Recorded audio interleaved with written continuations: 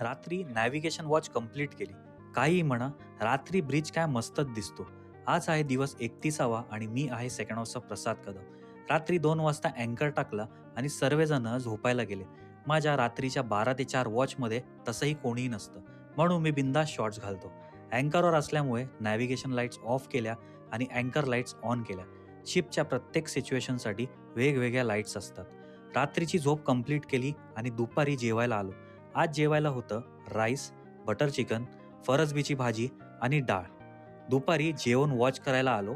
अँकर वॉच असल्यामुळे सर्व काही आरामात चाललं होतं. सेफली माझी अँकर वॉच कंप्लीट केली. वॉच चीफ वॉचरला हँडओव्हर केली आणि डिनरला आलो. आज डिनरला होतं फ्लावरची भाजी, अंडा करी, दुपारचा चिकन घेतला होता आणि सोबत चपाती. ही बघा, ही अँकर चेन किती लोडवरती आहे, कारण आता टाईट चेंज होते. चला भेटूया नेक्स्ट व्लॉगमध्ये. Bye bye.